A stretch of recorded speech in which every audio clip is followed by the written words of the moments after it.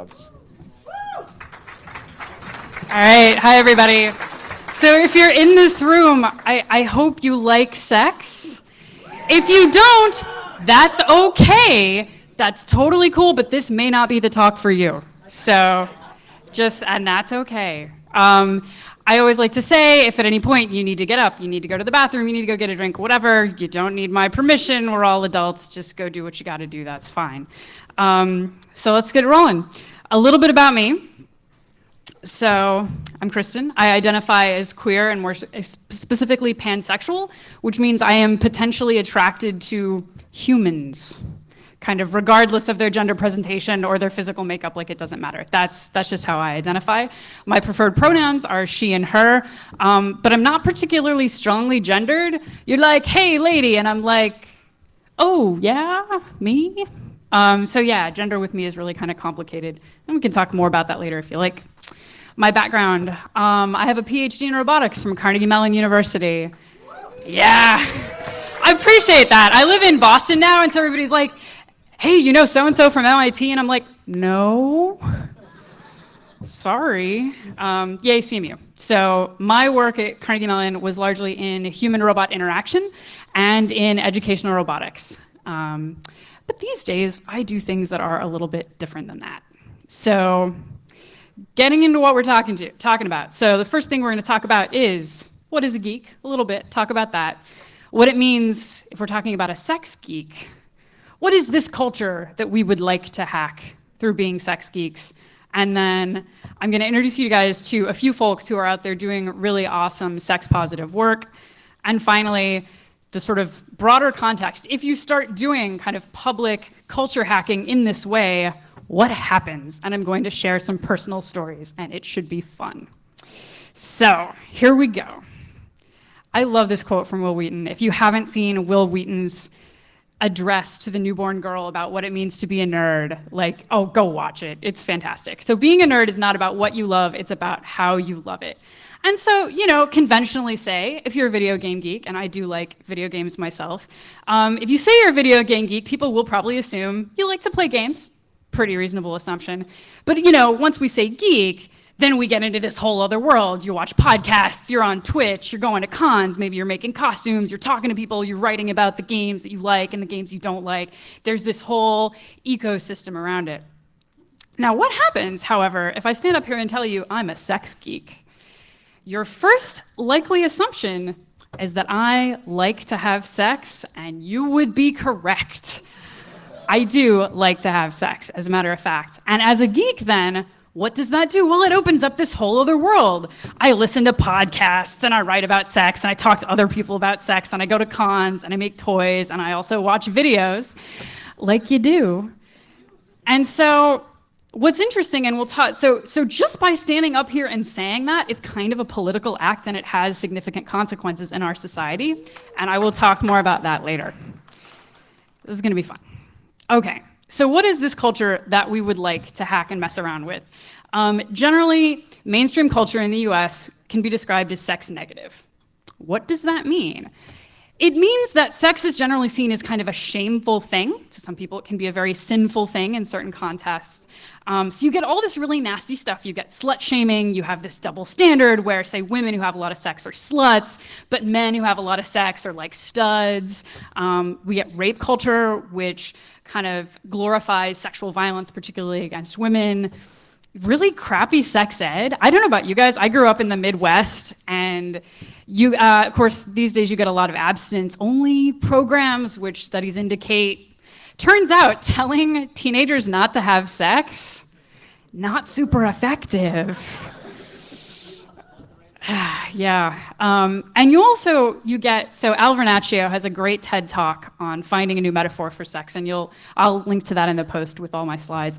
And he's like, you know, right now we use this baseball metaphor. So, right, sex is kind of this game, like you're trying to score, and you've got to get to bases. There's like this order, and it sets up this kind of weird oppositional dynamic between the people involved, like somebody wants it and somebody else is gonna have to give it up or whatever.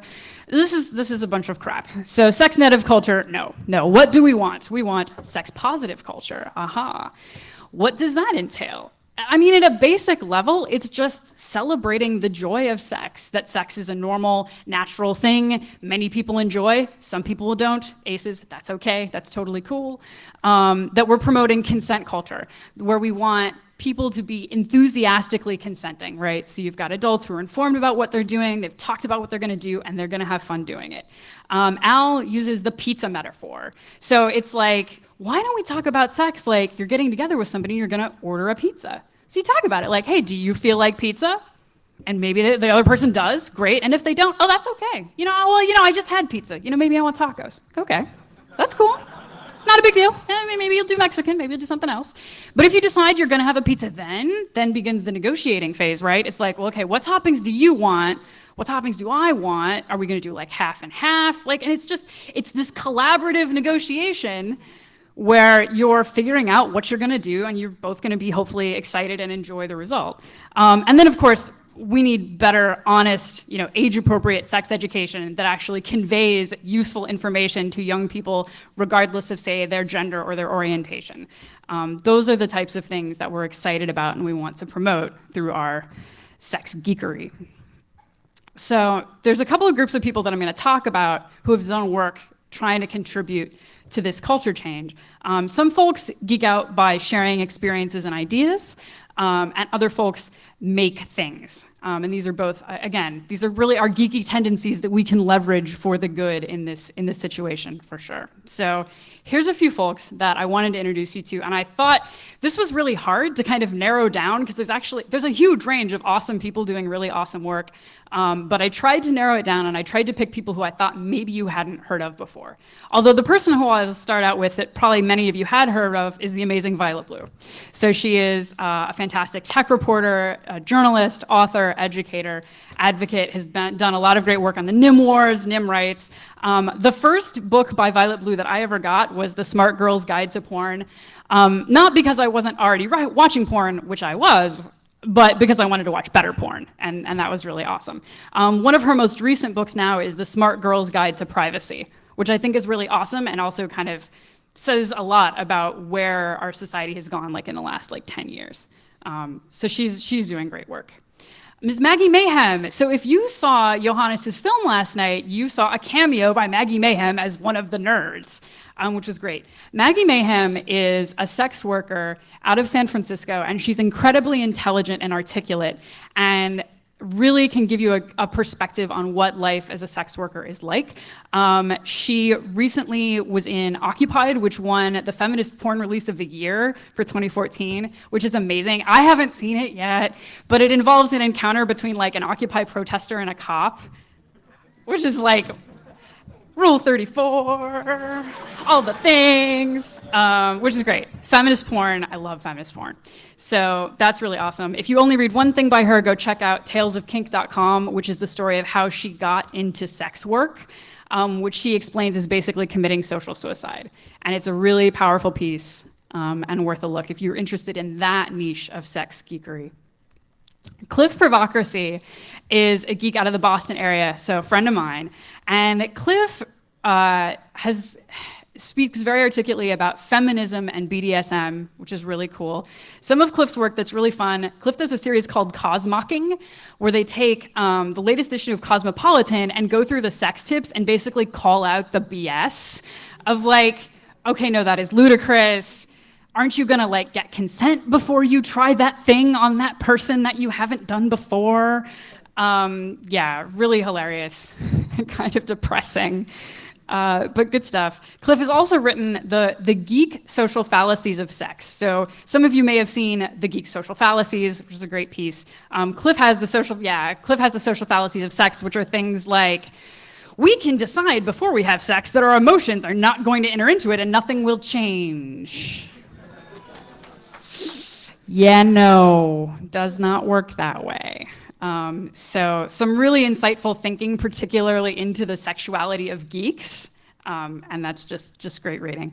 The last person before I introduced, I don't know if anybody recognizes this. This was the first sex toy that I ever made.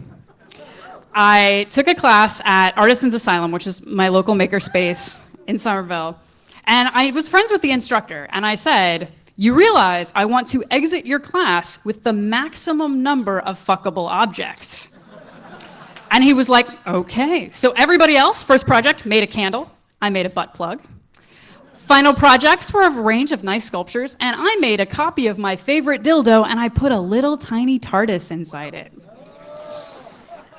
And this toy I actually dedicated to Kate Bornstein. So Kate Bornstein is a geek of all geeks. She's got like Neil Gaiman's sleeve on one side. She's got Doctor Who, Battlestar Galactica tattoos. Really geeks out about gender, being transgender, the trans experience, does a lot of awesome work supporting what she calls like gender outlaws, young LGBTQ people, is amazing. So if you want to kind of geek out about gender, like they've done amazing writing. I love her business card. I am so honored to like have gotten one of her business cards. It's a get out of hell free card. And she hands it to you and you read it and it's basically like, if you're ever sent to hell, not for being mean to somebody, but just for being yourself or loving who you love, if that gets you sent to hell, Auntie Kate will serve that time for you. It's totally awesome. So for a whole community of young queer and trans, especially trans and genderqueer folk, like if you need an auntie, that is how we tweet to her. Auntie Kate, I love you. You know, totally. Amazing person, great writing. Definitely check her out. And so what about people who make things? Because we're definitely a conference of geeks here who like to make things. This is my friend, Dr. Extreme. Dr. Extreme has a PhD in physics and basically takes applied physics to sex toys, and it is totally amazing and just fantastic. So the toy on the left there, that was his first one, the X1 Orgasmatron. And basically he was like, we're gonna use the principle of impedance matching. So the deal is, right, most vibrators have a little tiny like weight that you're spinning around, right? Now, it turns out that if you're trying to move something like, say, the clitoris, which while externally can be fairly small, internally there is a lot of tissue there. It's like you're trying to hit a bowling ball with a badminton racket. Why would you do that? So his X1 has basically this huge mass inside it. So you pick up the toy, and like if you've ever used, say, a Hitachi magic wand, like you put that on your palm, and like, yeah, there's a lot of buzzing going on. That's nice. You pick up the X1 and turn it on, and like your entire arm is shaking. I'm like, physics. This is the power of the science. He's great. The middle thing there, that is the Hack Off. That is his open hardware project to make it really easy to control a vibrator from an Arduino. Yeah, it's great. And then the last one, the purple toy, this is his new one. He's crowdfunding now, the Ambrosia. He calls this the bionic dildo because he's basically got a pressure sensor in the shaft. So it can sense when it's being like stroked or sucked on. So rhythmic motion then gets translated to the little bullet vibe. So you could actually like have a strap on and get some sensory response, like kind of relating to what's happening to your strap on. Yeah, it's awesome, right? And it's all physics. He's great. He gave a demo of this at the last Ars Electronica, and he's like got all the equations, and it's just like, whoa. I personally was not great at physics, so I admire the folks who are and do fun stuff like this. Some of you may have seen Micah Elizabeth Scott's piece, Hacking My Vagina. So she really wanted to build a hands-free vibrator controller and happened to have a sonar sensor around and like has documented on her blog like all the things she did. And the thing about this is you've got her sensor here, and then you end up with this kind of crazy like haptic field around it. So like as you sort of get your hand closer to the sensor, then the vibrator starts activating and you can kind of play around with the region of activation. So it's great. She's like, it's hands-free. Again, just another really cool project, fun stuff. So Tina Gong is actually local here in New York. I just found out about her work. So this by the way, is Tina's like self-portrait on the left. And on the right, this is Happy. Happy is the most adorable cartoon vulva I have ever seen. Hands down. Totally amazing. So Tina wrote an app called Happy Playtime that is designed to be an educational app for women, cisgendered women, to talk about masturbation. Because again, we live in a society where I feel like we have kind of a lot of cultural references and jokes about guys jacking off, but women, like, not so much, even though it's totally a thing that women and a lot of people like to do. And so she's built this educational app to try and kind of provide ideas and feedback and information to women, and submitted it to Apple, and it was denied. Surprise, surprise. Yeah, it's really sucky. And so she is reworking it as a web app. So I will be anxiously following the progress. So it's like whether you work with software or hardware, like there are totally geeky, fun, awesome, sex positive things you can be doing. So as for myself, I got started because I was really interested in inspiring people to not just sort of use the stuff that you can get off the shelf, but really start to make and hack and find ways to make your own sex life better, to have the kinds of experiences you want to have. My goal is to make a sex toy or a piece of BDSM equipment using every workshop at my makerspace. So here we've got a prototype. So a friend of mine came up with the idea of a movable type paddle. Some folks may be aware you can buy implements that have a word printed on them. You can print that word on other people, but why would you want to print the same word over and over? I mean, bitch is great, but like after a while, it gets old. So that prototype totally does not work, but you know, oh yeah, it's prototype. Totally, no, not good. I have played around with using Sugru as a way to help like fix and make some of that's my favorite bunny, make that a little more stable. We have lamp glass working. So what you're seeing there on the bottom is a Barbie scale glass dildo. We didn't have torches big enough for like human scale glass toys. And I was like, what am I gonna do? And then I'm like, Barbie. What does Barbie really need? She really needs a glass strap on, as it turns out. And we have a screen printing shop, so I made a cool transpositive shirt. So it's been a really interesting journey. The toy that I have made that has definitely gotten me the most attention is called the Hammer. So, some people may have seen it before. So the Hammer, the first version of the Hammer was one solid piece and had some sensing. And the idea was going to be that you could squeeze your PC muscles and light it up. So like a test your strength game. It would, and you can see the video. It would work, but the trick was the sensor was not really, it was like, you get cheap or easy or it works. Like pick two of the three. I got cheap and easy and it doesn't really work. But so it goes. So when those prototypes died, I was about to go to Burning Man. I was like, I can't go to Burning Man without a glowing sex toy. So the next edition of the Hammer was born. And if the demo gods smile upon me, will they? Yeah.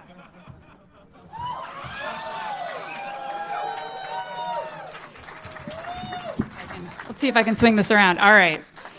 So now, what I love is at this point in the talk, it does not matter what I say.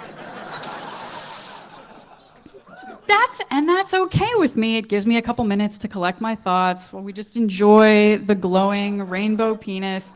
I actually believe, I would like to declare, by the way, that all dick waving contests are now over. I win. And we can now just move on as a society. This is it. So this is 25 of Adafruit's NeoPixels. I love Adafruit. I love Adafruit. So this is Adafruit NeoPixels like you have never seen them before. Silicone, it turns out, is really great for the dispersion of the light. And this is hooked up to a custom little shield in Arduino that I happen to have around. And Jimmy Rogers of the hardware hacking area downstairs helped do a lot of these electronics. And shout out to him, he's amazing. So yeah, this was kind of what I started to do. And yeah, it's been a blast. This was named Crack.com's #1 geekiest sex toy of all time, and I was like, wow, after my PhD, that's a pretty good accomplishment right there. I'll take that, sure.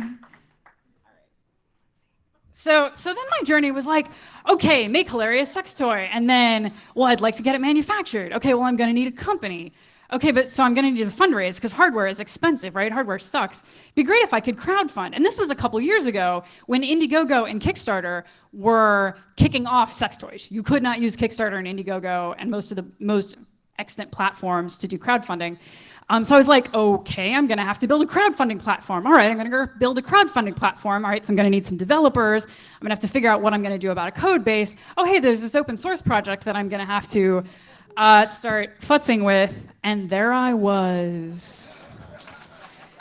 And there I was with my yak. And all right, I'm sorry, guys, I'm gonna have to sneak back over here to get my slides. You can look at my penis more later if you like afterwards. That's okay. So, and I actually realized as I got going, I kind of fell in love with the yak I was shaving because I realized, so it wasn't just about, me making one toy. I mean, that's cool, that's fun. And I appreciate how many people get a kick out of this and laugh because you know what? Sex can just be really hilarious and silly and fun. That's okay. Yay, thanks. A little applause there. Yeah, sex can just be silly and that's fine. So suppose I got that manufactured. Well, there might be a few folks who would be interested in getting one. That's cool. But not everyone wants a glowing penis. I don't really know why not. But for some reason, this is not, in fact, everyone's bag. And some people may not be able to afford it. So there's a limit to how much cool goodness I can do that way. But if I spend my time and energy building tools to help provide resources to all the other cool sex geeks who are out educating folks, making films, making toys, doing theater productions, we start to reach a lot more people. And hopefully some of those people will then turn around, start doing fun sex geek stuff, and they start reaching even more people. So my startup now, over the course of a couple years, I'm now reworking it as a nonprofit. And so we are gonna start providing a grant-making platform and resources to folks who are doing awesome sex-positive work. If that's something you're interested in contributing to, time, money, whatever, let me know. We're still in the pretty early stages. I made this decision just a couple months ago. If anybody's interested later, we can talk details. It makes some of the behind-the-scenes crowdfunding stuff much easier to do it this way, needless to say. So that's been the journey that I've taken. And so the responses that I've gotten have been really interesting. And I thought it would be fun to talk about. But first I want to do a quick privilege check. So I need to acknowledge that I have a lot of privilege to be able to do what I do. The fact that I can use the name that's on my driver's license and stand up in public and say I like sex, I recognize a lot of other people cannot do that. I have an amazing husband. I'm white. I'm from an upper middle class background. I'm well educated. I am so thankful for the life that I have. I recognize not everyone can do what I do, but I will try to use the privilege that I have to make the biggest impact in the world that I can, which I think is something a lot of people here also really strive for. Thanks. So that's important to me, but I want to give a shout out because I know not everybody can stand up here and be like, oh yeah, I love sex. Let me tell you about it. So here we are. So in deciding to stand up and say, well, yes, I like to have sex, let me tell you about it. This has had consequences at a number of levels. For me, the biggest one was I did a lot of work in robotics education. I will never work with K-12 students again. You laugh, but it's that was a career choice that I had to make. I actually enjoyed working with kids. It was cool. I met a lot of really cool kids. But I will never do that work again because of the sex negative society that we live in. And that was a choice I had to consciously make. And so that was a big deal for me. It was hard to look and be like, oh, I was having this nice career over here. But then it was well, I really like sex. and I wanted to run in that direction instead. The other thing I have run into, the financial system, not very sex positive, it turns out. I am fortunate. So the first bank account that I started for my company, 30 minutes. It lasted 30 minutes. I filled out the application. They were very nice. I remained, relatively vague about what I did. And then they looked at my email address, went to that domain, called me up and were like, is this your website? I was like, yeah. And I tried to come back in and talk about it. Nah, they didn't want to hear about it. It's like, okay. Yep, it still sucked. I wasn't totally surprised, but it still kind of sucked. So things like trying to deal with payment processing, trying to find banks that will work with me, that kind of thing. It's even worse for sex workers. So Tina Horn, also local to New York, just had a great article in Vice about the impact of the financial system on sex workers. It's disgusting. It's really disgusting. And I'll post a link to that. So that's kind of another of these bigger societal things I have had to deal with. So now at this point, before we go further along this line, I wanted to do a thought exercise. I thought this would be fun, get you guys psyched up again. I know it's really hard to top a glowing penis, but I just have to kind of keep going. So here we go. So I'm gonna show you a flowchart. And when I am done presenting the flowchart, I want you, if you can, to kind of capture what your immediate reaction is. Try to make note of what you're thinking, like when we're all through. We'll see how this goes. All right. Box 1. Have I already told you I would have sex with you before, during, or after this con? I will tell you the answer, no. So I will not have sex with you before, during, or after this con. This is a thing that I really struggled with because given some of the experiences I've had, I thought it would not hurt to be very clear. And so when you see this flowchart, if you notice what you are thinking, if your response is, what a bitch, she doesn't even know me, of course she would want to fuck me. That tells me something about boundaries and your sense of boundaries. I actually do get to stand up here and make declarations like this because I am a human being, and hopefully you will be decent and respect them. We'll see how that goes. Oh, thanks. Yeah. And so the big thing I think I have learned in trying to do the sex positive geek thing is that boundaries get to be really interesting and kind of an issue. So if I'm over here as sex geek culture hacker and I have some boundaries about kind of what I consider normal, respectable behavior, and I recognize other people are out there, they also have boundaries. Once you start talking in public about sex, some people can deal well with those boundaries and some people just kind of plow right through them.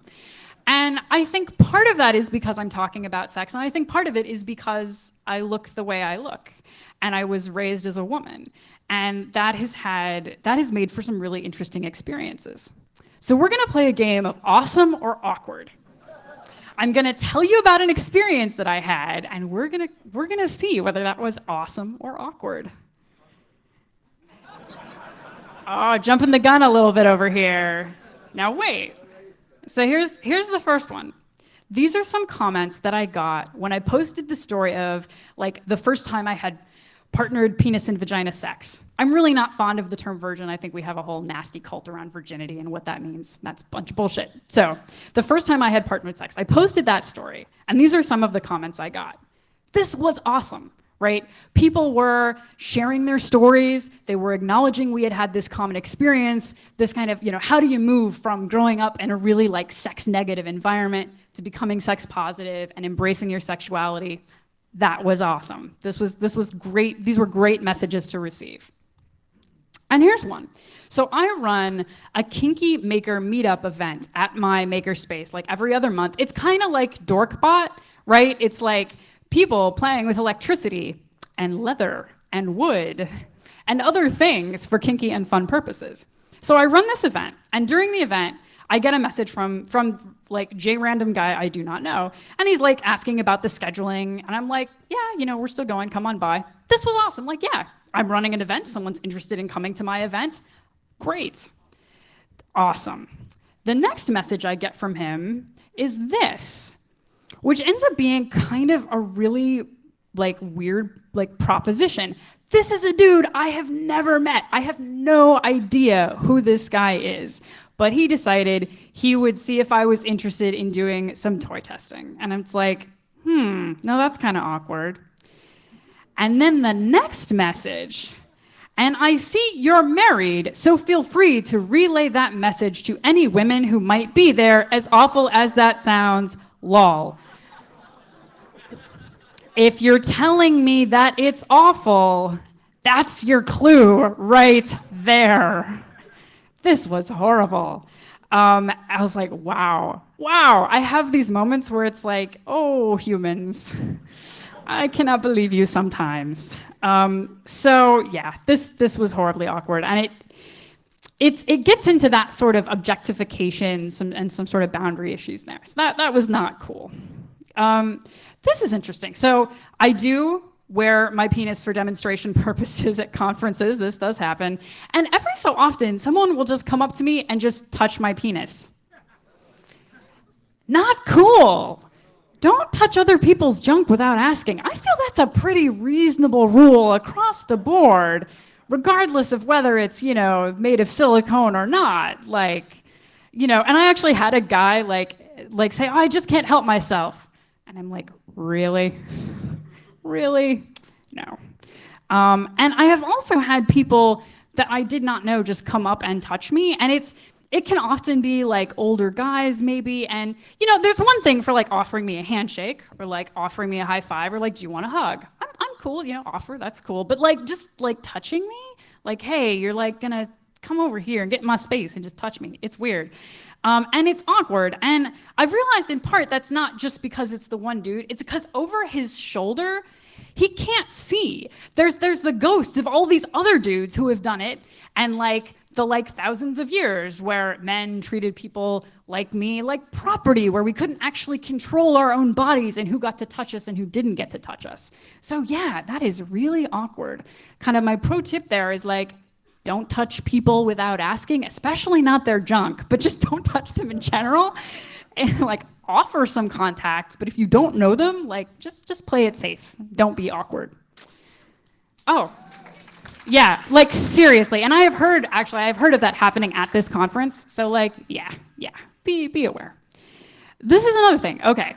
So I will be up at a conference talking about sex like I do. And sometimes I get feedback. Great talk, that's cool. I get people asking about my toys or some of the experiences I've talked about. That is awesome. I love like talking with people about my work.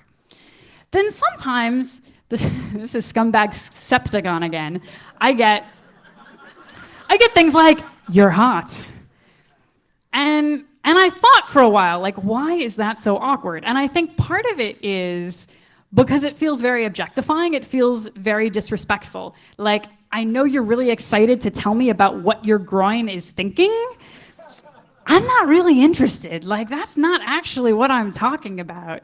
The other thing is, you'll notice that these conferences are often like, they're basically public, right? If you can afford to get in, if you can get a ticket, like anybody who can afford a ticket can basically go. So then as far as I'm concerned, I might as well be standing in the grocery store looking at produce and you're coming up to me and being like, "You're hot." It's like, what?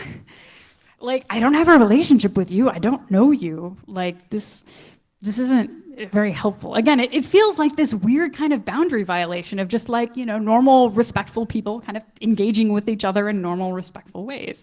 So that has been some of the things that I have seen.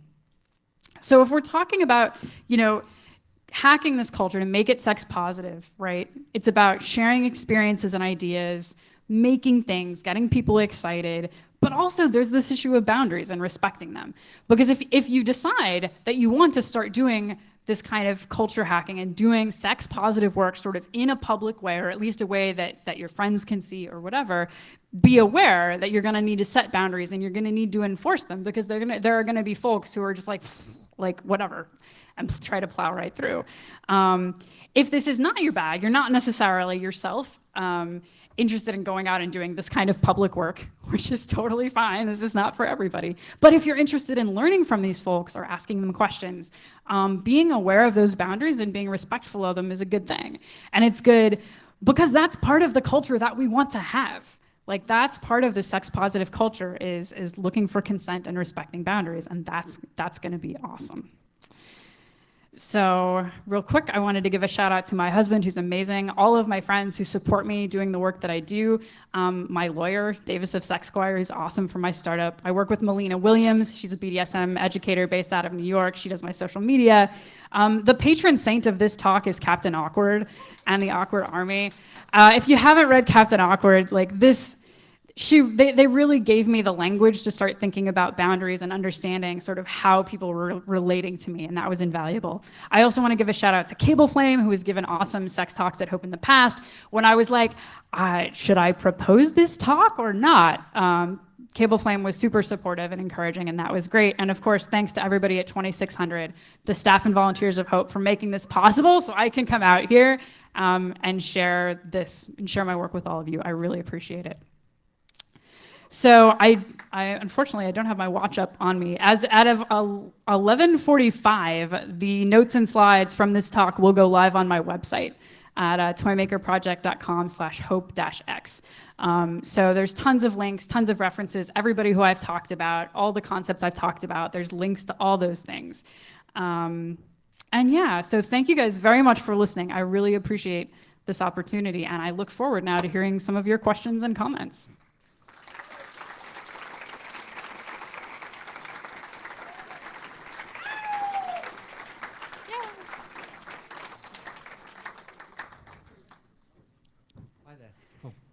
Got the mic on? Great. Hi there, thanks. Fantastic talk. Thank you.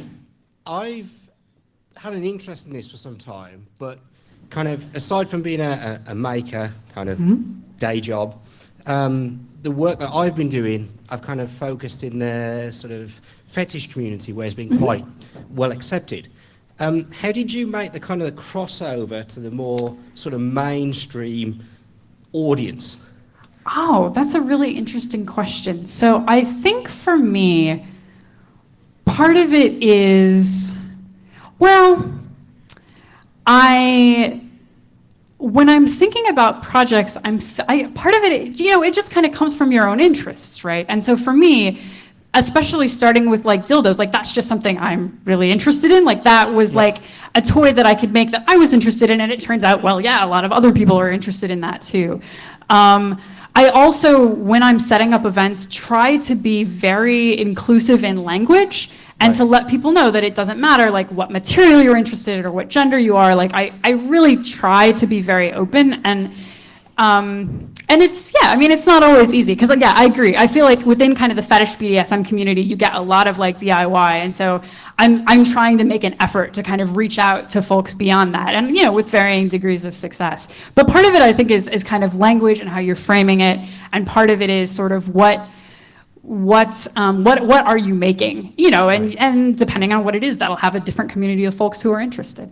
Excellent, thank you. Thanks. Hello. Hi.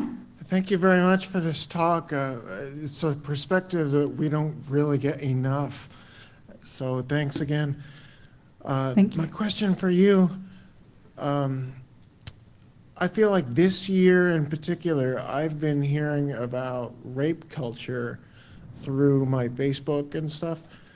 And as a white guy, I was kind of blown away that it's a thing that half the population knows is real and the other half is denying it. And I'm like, am I part of the problem?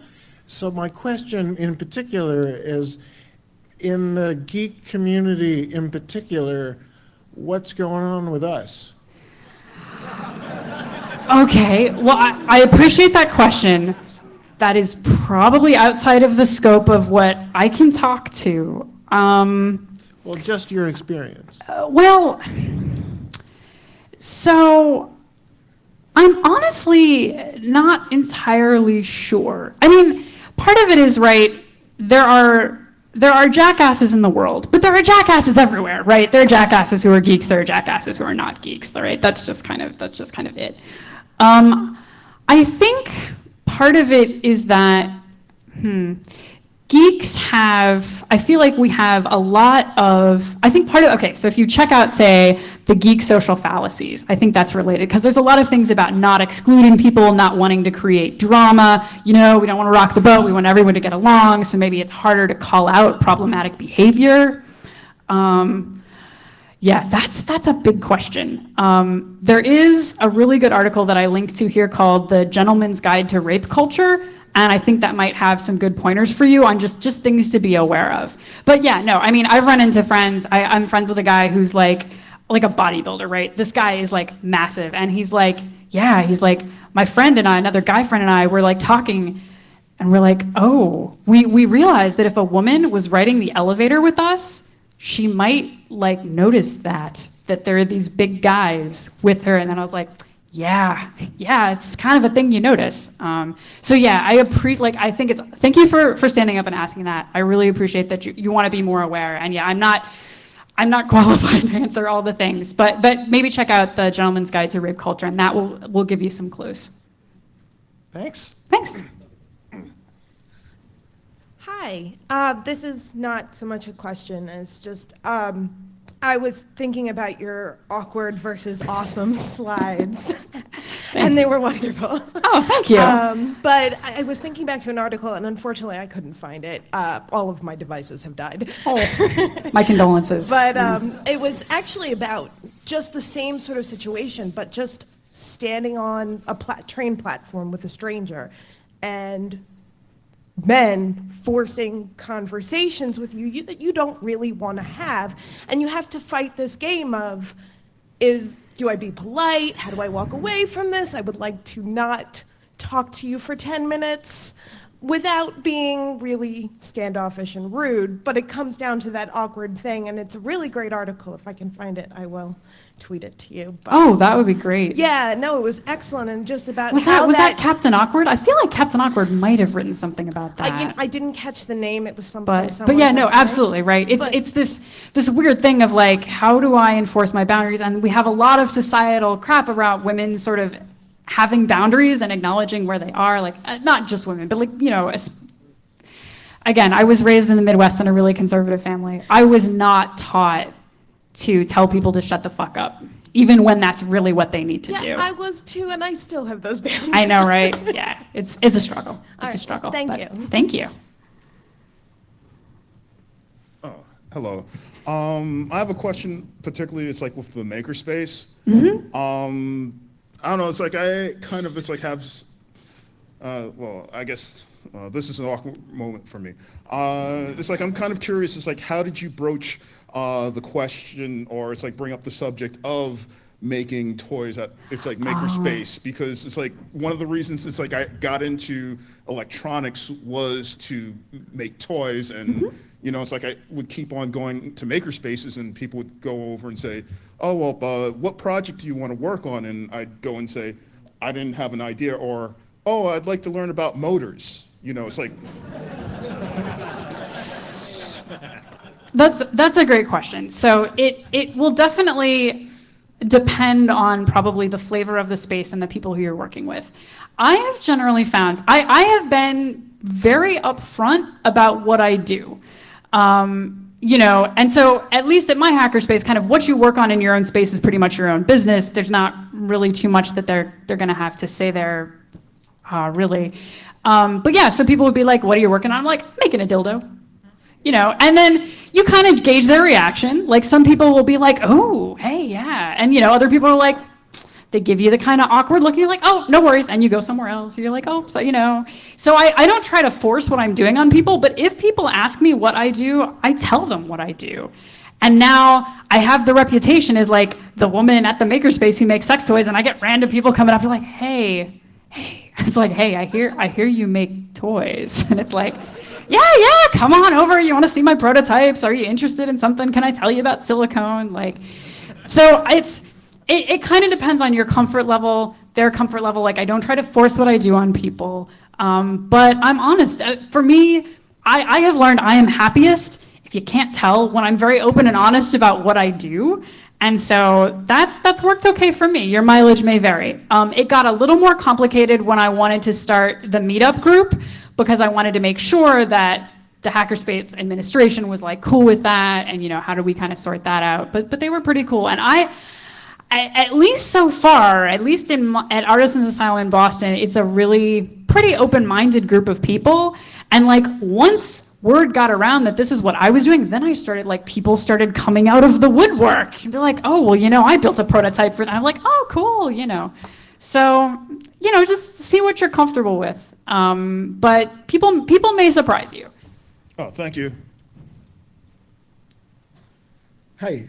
So I have two shout outs and also a question. I wanted to shout out St. James Infirmary, which is an organization in San Francisco that provides free healthcare services to sex workers.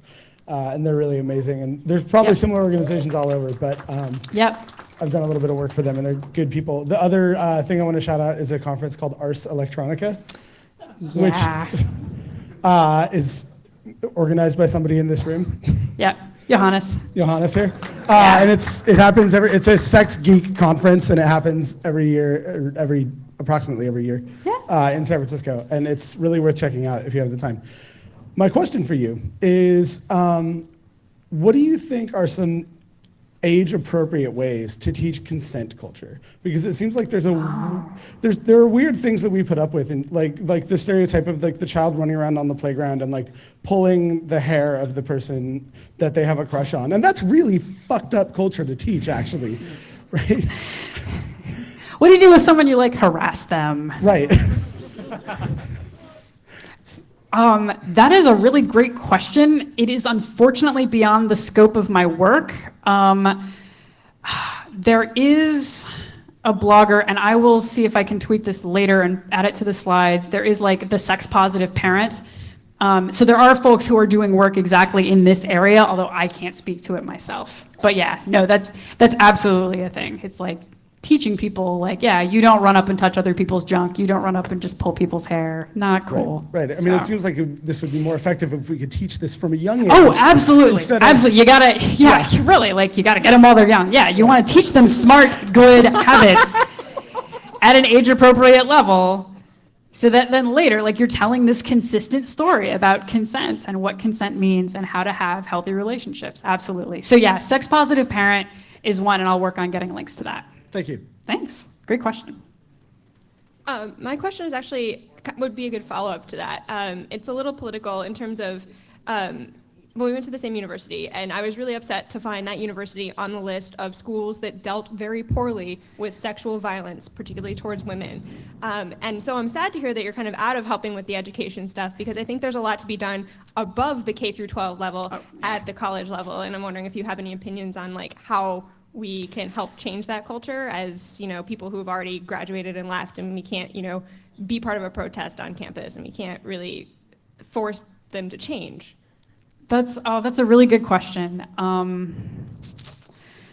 That's big. Let me think. So part of things you might be able to do would be if you can connect with, so like more campuses have like sex weeks, things like that. Like if you can find kind of student groups, you might be able to connect with helping them like bring in speakers, because there are a huge number of amazing like sexuality educators, for one thing, who are really passionate about, do a lot of speaking with college students, really passionate about this kind of work.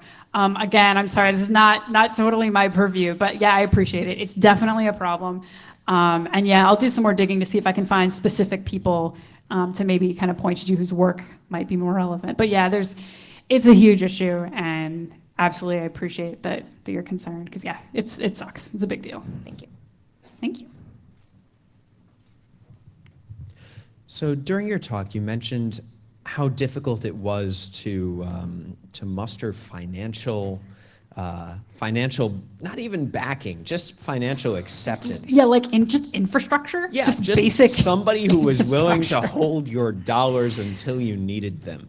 For everybody who may have come out of this inspired to make, for example, the three-armed rotating dildo or whatever, right? And those people who need somewhere to put their dollars. How did you solve that problem? I don't have a great solution at the moment. If you're an individual, the Internet Archive has a credit union, and the Internet Archive is remarkably open-minded. They're amazing. Believe it or not. So if you're an individual, getting an account at the Internet Archive Credit Union is actually pretty cool. They're like, as long as you are not doing anything illegal, we don't care. If you're a business, it's a little more complicated, and that I don't have a great solution to at this point. So basically, the yaks too far are like the sex positive financial institution and the sex positive insurance pool for like event organizers. Like anybody out there, free idea, money to be made, huge community that needs that kind of service. So yeah, I'm still working on it. If that's a thing you're interested in, keep up with me. And as I like find solutions, I will be like shouting them to the hills. Because one of the things my nonprofit will hopefully do is have a directory where we can be like, oh, you're looking for, yeah, the bank where you can park your money, or you need a lawyer, or you need, you know, whatever, trying to make that more accessible so people starting companies can work with providers who are happy to work with them. Because yeah, it's not an easy thing. So thank you. Kristen, you are doing great work. Thank you very much. All right, I've got 2 minutes left, so I have time for another question. So early in the talk, you talked about how you'd had to give up your K through 12. And I'm wondering have you given this something like this talk in Europe or Japan or someplace where things are a little different, and did people react quizzically? Oh, that's a great question. No, I have actually not had the opportunity to do the sex positive stuff outside the US. Like, I should look into that. Yeah, that would be really, I'm like, research, science needs to be done. Comparative reactions of audiences to the hammer in different regions of the world. Like, yeah. So that is a great question, and I would love to find out the answer, absolutely. I think the hammer seems very cool, and on a related note, there's a Kickstarter that started for, you've heard of it, the K Goal, which is the Fitbit for Kegel exercises. Yes, I'm super psyched. I think you may have inspired something. I think. I don't know. I don't know the people at Minna. So they're a company in San Francisco. Yes, the Kegel, and if you look back on my Twitter feed, it's in there somewhere.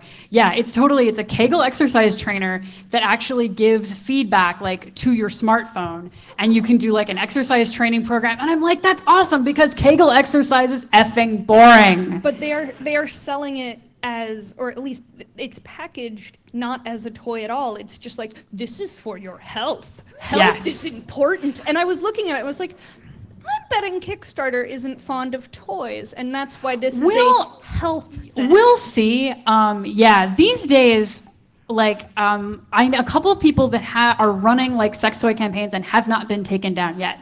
So it could be. The other thing is, sex toys are actually in a different category than porn. Like, I'm not a lawyer. My understanding of the word from my lawyer is that sex toys are often not considered obscene, whereas pornography is. So I can believe that if you have, and it's mostly down to payment processors, you've got somebody that's unhappy with porn, they may still be okay with sex toys. So yeah, it's kind of complicated. But if you're interested, follow up with me later. Thank you again, everybody, for coming out. I really appreciated it. I hope you had fun.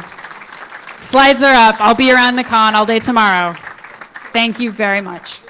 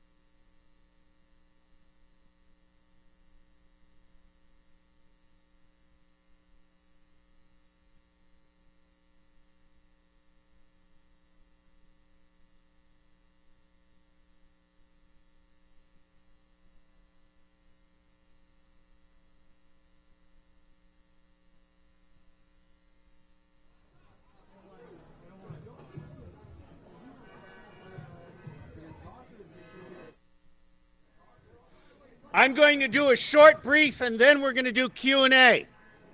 But I am a pissed off, cranky old guy, so get in here. Yes, I want video. I'm not seeing it. No.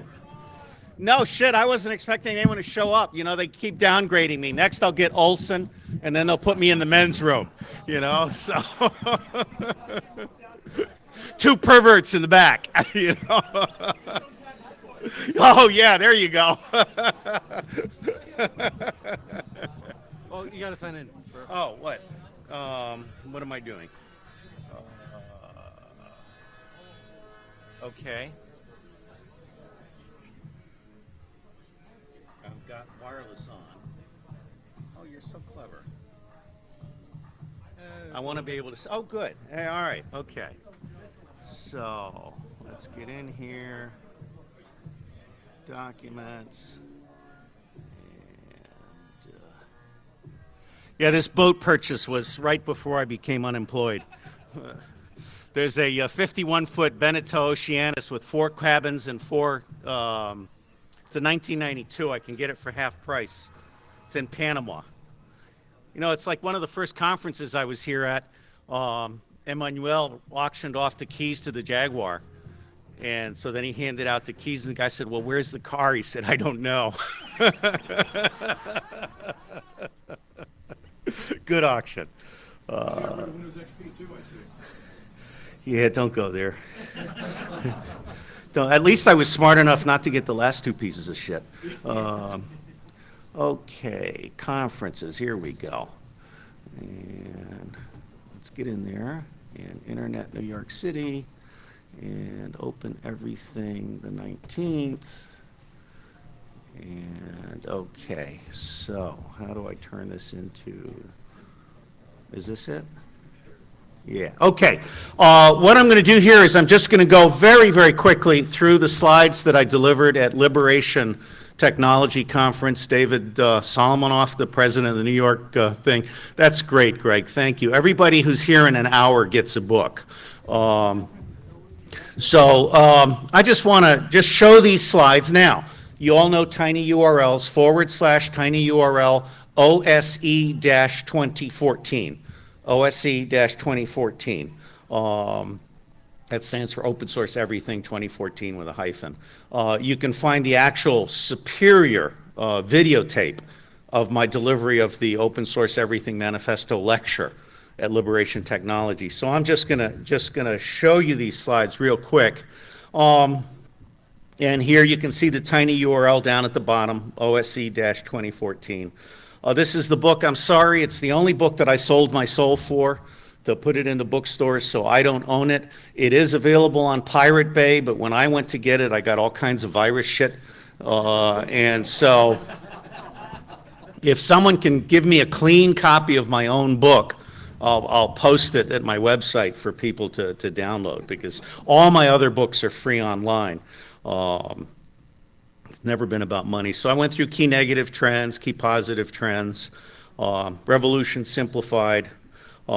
This is the revolution. In 1976, I did my first graduate thesis on predicting revolution, and it's still looking very, very good.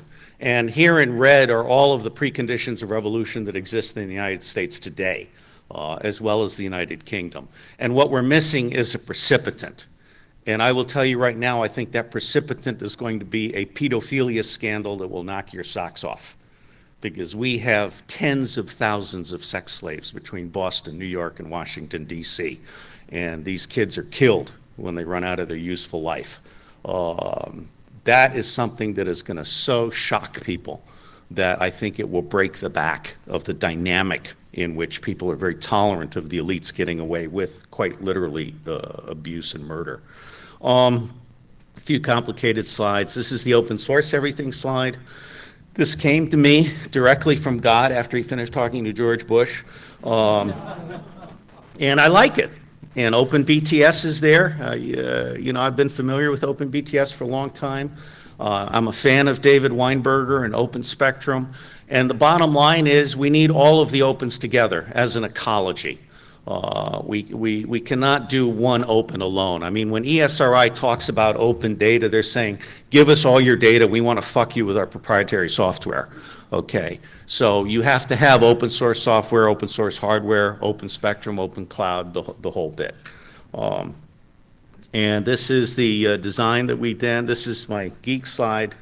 You can go get it. This is actually Robert Garrigue. I want to honor Robert Garrigue. He died in a hotel room alone at about the age of 51. He was an extremely fit person. I still don't know why he died, but he died way too young. He was one of the very first people to really understand that security is about trust. It's not about control. And I tried sharing this slide with the guy that replaced Keith Alexander, and he just doesn't get it. The red side is the top-down hierarchical control asshole approach to security. The green side is what we should be doing. And I credit all of these ideas to Robert Garrigue. I stand on the shoulders of others. Some of you know I read a lot. 98 categories listed at Phi Beta Iota under the book page. And these are some of the lists that I've put together. And two books in particular that have really impressed me this past few years are Governing the Commons, which the lady got a Nobel Prize for demonstrating that essentially hybrid governance and governance in which the people themselves are developing the rules and also doing the monitoring and the policing. Like in fisheries, if everyone who is doing the fishing is part of the rulemaking and part of the enforcement, it works. On the other hand, if you have hired thugs from Blackwater, it doesn't work, okay? And then Stop Thief. I really, really believe that the commons is a concept that has to come to cyberspace. And I've heard a lot of that this time around. Open spectrum is, in fact, the territorial integrity of the people. It cannot and should not be owned. This is my favorite slide. It took me 25 years to get to this slide. And you can go get the brief to figure it out later. This is what I want to build. If anyone has $100 million, I'll give you my email. But essentially, we're fucked. I mean, it's not just the US government that's hosed. It's New York University and Columbia University and Harvard and all of these people. They're all stovepiped. They're all talking out their ass, and none of them are really sharing information or making sense. How many people know about citation analysis, citation analytics? All right, well, as a freshman in college, I knew more about citation analytics than the vice chairman of the National Intelligence Council 20 years later. This is not something academics do, and they should. Citation analytics means you use the social science citation index or the science citation index to find out who the fuck is writing serious stuff. And that's based on citations. And so you create a list of the top 100 people in your field or domain, and then you start following that out to the other disciplines. And then you interview those people to get to who are the top people that are not publishing. And that's how you actually get to a grasp of ground truth. Well, our intelligence community doesn't do that. They talk to whatever 14 assholes have clearances and are being made available by SAIC, which is a prescription for instant stupidity.